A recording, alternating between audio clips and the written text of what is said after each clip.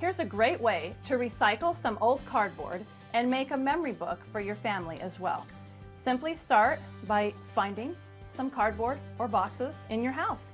I really used trash pretty much to make this project.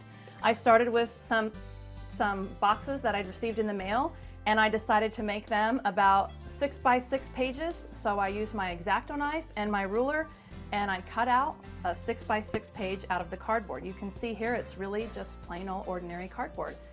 Then I was making this book for spring break, and I actually made this book before we left on spring break, so I would have in mind some good type of pictures and things to take on my trip to add to my book when I got home.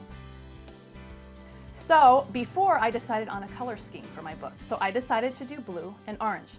So I went through before I left, and I just simply took some acrylic paint and I just slopped the paint on the pages. Front and back, I did on the edges, some blue, some orange, all the way through. And that was all done before I left on the trip.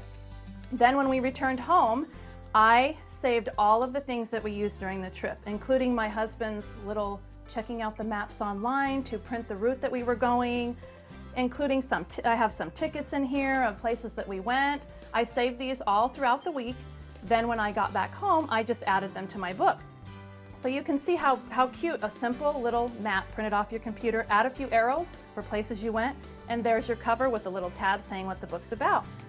Took pictures all throughout the trip, just added those in. Again, if I had some embellishments, I painted them with the same paint to match my pages. And it really is simple. It looks a lot more detailed than it really is to do. I put a picture on, I stuck something over the top.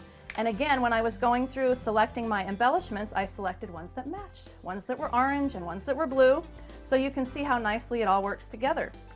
There are also some really good little journaling spots, they call them, that you can buy from your local hobby store. And that makes it great and easy to be able to add text to your little memory book.